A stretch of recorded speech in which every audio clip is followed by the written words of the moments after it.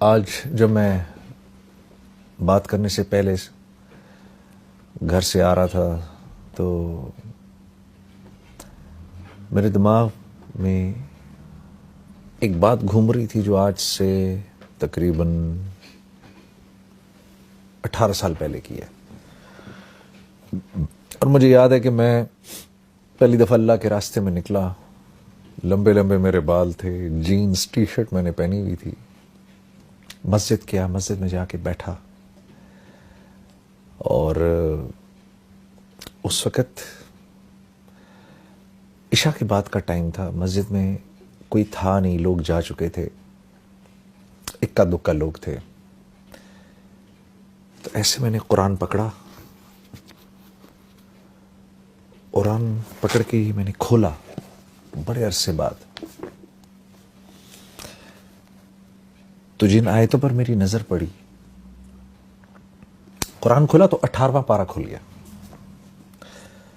اور جن آیتوں پر میری نظر پڑی اس میں سے پہلی آیت تھی قد افلح المؤمنون,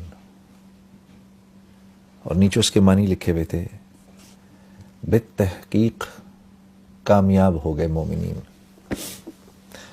تو میں اس کو دیکھتا رہا, اس آیت کو دیکھ کے آگے میرے سے پڑھا نہیں گیا. مجھے خیال آیا کہ کامیاب ہو گئے مومنین. تو کامیابی تو میرے نزدیک اس وقت کوئی اور چیز تھی. اس وقت میرے نزدیک کامیابی تھی پیسے کا ہونا, شہرت کا ہونا, نام کا ہونا, مال کا ہونا, لوگوں میں جانا, پہچانا جانا. یہ میرے نزدیک کامیابی تھی. لیکن مجھے اس بات کا بھی احساس تھا کہ یہ اللہ کا کلام ہے, اور کچھ تھوڑا بہت میرا وقت کیونکہ لگ چکا تھا تو مجھے اس بات کا احساس ہو گیا تھا کہ اصل کامیابی تو وہ ہے جو اللہ کے ہاں کامیابی ہے. اصل کامیابی وہ نہیں ہے جس کو میں کامیابی کہوں. یہ بات بھی ذرا سمجھنے کی ہے. اللہ جس کو کہے وہ کامیاب ہے, اس کی کیا وجہ ہے؟ اس کی وجہ ایسے سمجھاتے ہیں علماء کرام. یہ اتنی کائنات ہے نا جو ہمیں آپ کو نظر آتی ہے, یہ ساری کی ساری اللہ نے انسان کے لیے بنائی ہے, اور انسان کو اللہ نے اپنے لیے بنایا ہے. اب اس کائنات میں جو چیز میری ضرورت کی ہے وہ میرے لیے جتنی ضروری ہے نا اس کی اتنی ہی اونچی قیمت ہے. اگر گاڑی انسان کی ضروریات کو پورا کرتی ہے تو اس گاڑی کی قیمت ہے, اور وہ قیمت کس نے لگائی ہے؟ انسانوں نے. کیوں؟ کیونکہ گاڑی انسان کی ضروریات کو پورا کرنے کے لیے ہے. انسان گاڑی کے لیے نہیں بنایا گیا, گاڑی انسان کے لیے بنائی گئی ہے. تو یہ گاڑی جب تک اس کی ضروریات کو پورا کر رہی ہے اس وقت تک اس کی قیمت ہے. جس دن یہ انسان کی ضروریات کو پورا کرنا بند کر دے گی اور اس کی جگہ کوئی اور چیز اس سے بہتر ضرورت پورا کرے گی تو یہ سڑک پہ چلنے والی تمام گاڑیاں لوہے کے بھاؤ بکیں گی, یہ اپنی قیمت چھوڑ دیں گی. کیوں؟ اب انسان کے ہیں ان کی کوئی قیمت نہیں. تو یہ جتنی کائنات ہے اس کی ہر چیز کو اللہ نے انسان کے لیے بنایا ہے. پھل, سبزیاں, یہ بہتے جھرنے, یہ دریا, یہ ہوائیں, یہ بدلتے موسم, یہ سب انسان کے لیے ہیں, اس کو سکھ پہنچانے کے لیے ہیں. اور اس کائنات میں جو کچھ ہے وہ جتنی انسان کی ضرورت کو پورا کر رہا ہے اتنا ہی قیمتی ہے, اور جو انسان کی ضرورت کو پورا نہیں کر رہا وہ اتنا ہی بے قیمت ہے. کیوں؟ کائنات انسان کے لیے بنی ہے. اسی طرح کیونکہ انسان اللہ کے لیے بنا ہے تو انسان کی قیمت بھی اللہ ہی لگاتے ہیں. انسان خود اپنی قیمت نہیں لگا سکتا. بڑے بڑے بادشاہ آئے, بڑے بڑے کر و فر کے ساتھ آئے. فرعون نے تو اپنے آپ کو آ کر کہا انا ربکم الاعلی, میں تو بہت بڑا رب ہوں. کہتا پھرے, کیونکہ اللہ کے ہاں بے قیمت ہے, تو دنیا سے تو مرنے سے پہلے ہی اللہ نے اس کو بے قیمت کر دیا, اور مارنے کے بعد اللہ نے اس کو پرزرو کر دیا, اور آنے والی نسلوں کے لیے عبرت کا نشان بنا دیا. کیوں؟ کیونکہ یہ اللہ کے ہاں بے قیمت تھا, اب یہ قیامت تک بے قیمت رہے گا. کوئی اپنے آپ کو کچھ بھی سمجھتا پھرے؟ جو اللہ کے ہاں قیمتی ہے وہ دراصل قیمتی ہے. کیوں؟ کیونکہ انسان بنا اللہ کے لیے ہے. وما خلقت الجن والانس الا لیعبدون, ہم نے جن و انس کو بنایا ہی اس لیے ہے کہ یہ ہمارے بن کے رہیں. الا, جیسے ہم کہتے ہیں نا لا الہ الا اللہ, نہیں کوئی معبود سوائے اللہ کے, ہو ہی نہیں سکتا. بالکل اسی طریقے سے نہیں بنایا ہم نے جن و انس کو سوائے اس کے لیعبدون, کہ میری عبادت کریں, میرے بن کے رہیں. انسان بنا اللہ کے ہاں ہے, کہ اللہ کے لیے ہے, انسان اللہ کے لیے بنا ہے, اس لیے اس کی قیمت بھی اللہ ہی لگاتے ہیں. تو جب میں نے پڑھا نا قد افلح المؤمنون, کامیاب ہو گئے مومنین, تو مجھے تھوڑی دیر کے لیے لگا جنید تو اپنے آپ کو کتنا کامیاب سمجھتا ہے, اپنے آپ کو کتنا بڑا سٹار سمجھتا ہے. چیک تو کر, کیا تو واقعی ان کامیاب لوگوں میں سے ہے؟ کیا تو واقعی اتنا کامیاب ہے جتنا کامیاب تو اپنے آپ کو سمجھتا ہے؟ تو میں نے ان اگلی 10 آیتوں کو پڑھنا شروع کیا کہ یہ آیتیں کیا کہہ رہی ہیں. قد افلح المؤمنون, بالتحقیق مومنین کامیاب ہو گئے. اب یہ مومنین ہیں کون, یہ تو دیکھیں. تو ان کی پہلی صفت کیا ہے؟ الذین هم فی صلاتهم خاشعون, جب نماز میں کھڑے ہوتے ہیں, اللہ اکبر, جب نماز میں کھڑے ہوتے ہیں تو ساری کائنات کو بھول جاتے ہیں. جب کہتے ہیں نا اللہ اکبر, علماء کرام فرماتے ہیں جب ہم یوں کرتے ہیں نا اللہ اکبر, تو ہم دراصل پوری ہمارے کرنے کا مطلب یہ ہوتا ہے اللہ کا جتنا ما سوا ہے اب چلا جائے پیچھے, ہمارا اس سے فی الحال کوئی واسطہ نہیں, کیونکہ ہم بادشاہوں کے بادشاہ, ہم اپنے خالق, اپنے مالک, اپنے اس رب کے سامنے کھڑے ہونے لگے ہیں جو وحدہ لا شریک ہے, جو واحد ہی نہیں ہے, وہ احد ہے. واحد ایک کو کہتے ہیں, احد اس کو کہتے ہیں جو ایک بھی ہو اور جس جیسا دوسرا ہو ہی نہیں سکتا. اس لیے اللہ رب العزت نے ہمارے نبی صلی اللہ علیہ وسلم سے فرمایا, میرے نبی یہ آپ سے پوچھتے ہیں آپ کا رب کیا ہے, کون ہے, آپ فرمائیے قل هو اللہ احد. تمہارے اتنے دماغ ہیں ہی نہیں کہ تمہیں اللہ رب العزت شرح صدر ہوں کہ اللہ ہیں کیسے. اللہ احد ہیں, اللہ جیسا دوسرا کوئی ہے ہی نہیں.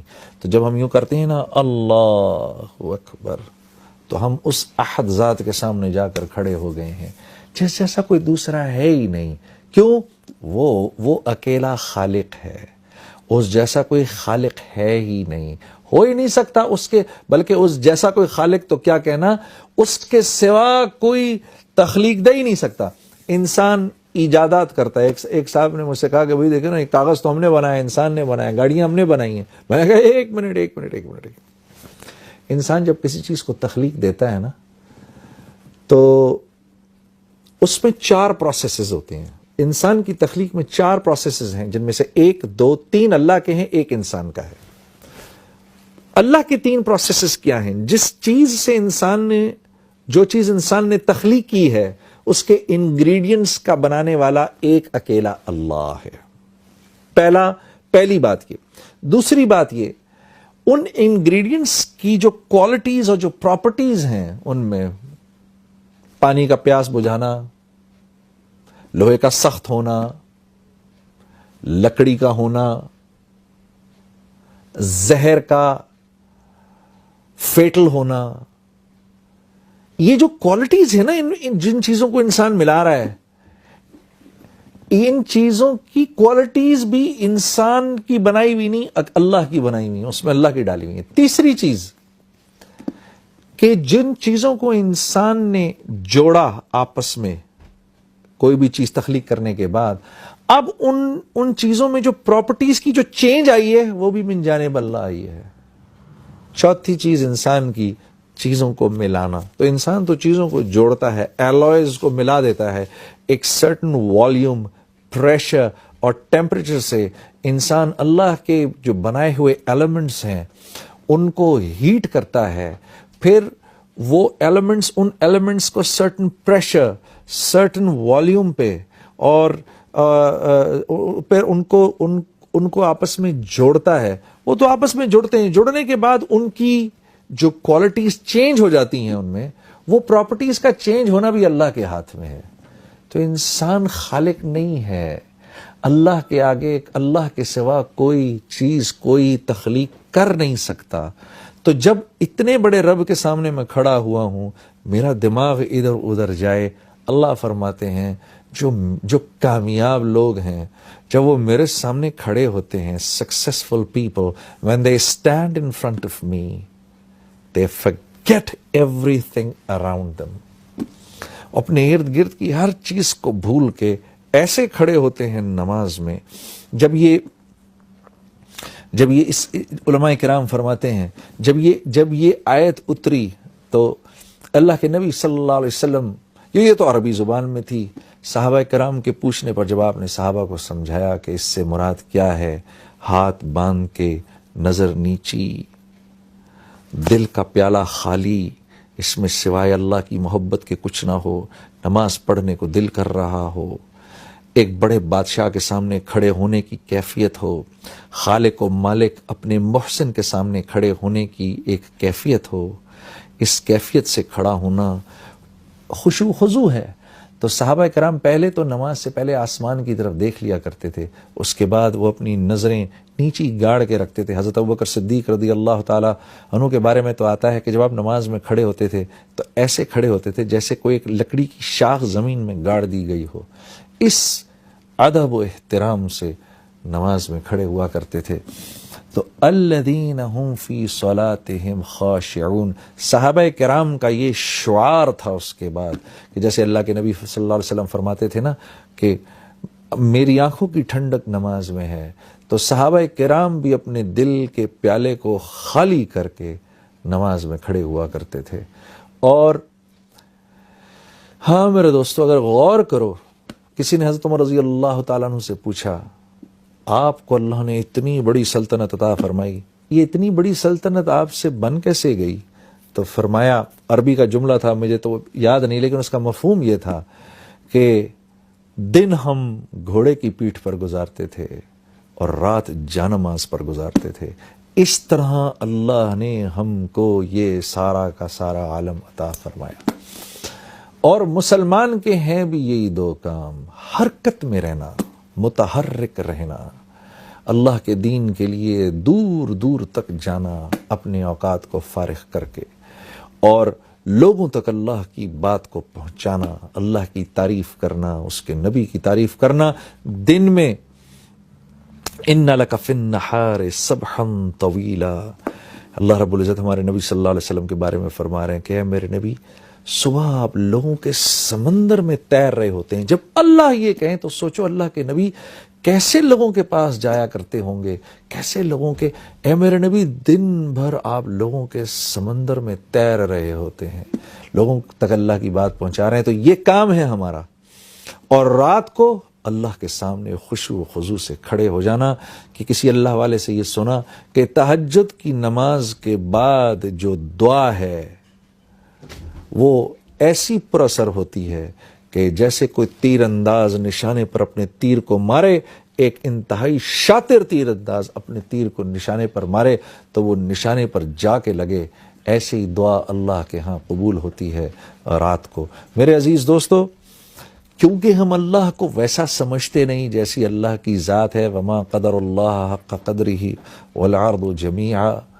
ہم کیونکہ اللہ کی قدر ویسی کرتے نہیں، اللہ خود فرما رہے قرآن میں، تو اس وجہ سے اللہ سے ویسا تعلق بنتا نہیں.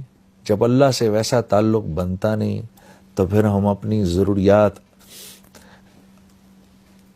کیونکہ ہم اللہ سے ایسا تعلق بناتے نہیں، اس لیے میرے دوستوں دل اللہ کی ذات کا تاثر بھی نہیں لیتا.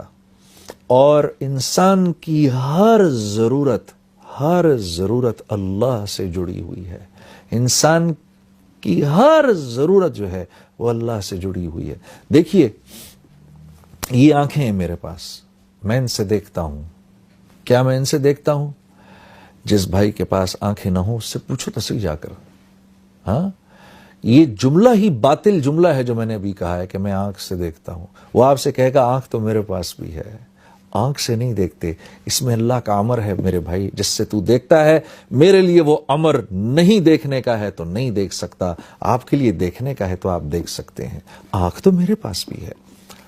یہ زبان ہے میرے پاس، بھینس کی اس سے 4 گز لمبی زبان ہے. اگر زبان ہی بولتی تو بھینس بولتی، کیوں نہ بولتی؟ زبان نہیں بولتی. جو میرا بھائی بول نہیں سکتا اس سے پوچھو، وہ کہے گا دیکھو زبان میرے پاس بھی ہے. زبان نہیں بولتی، اس میں چھپا ہوا اللہ کا امر ہے جس سے آپ بولتے ہیں. آپ کے لیے امر ہے، میرے لیے نہیں. اللہ الذی خلق 7 سماوات ومن الارض مثلہن یتنزل الامر بینہن لہ ملک السماوات والارض والی اللہ ترجع الامور. یہ وہ رب ہے کہ دنیا میں ہونے والا ہر امر اپنے ہونے سے پہلے اللہ سے پوچھتا ہے، یا اللہ تو مجھے بتا میں نے کیسے ہونا ہے.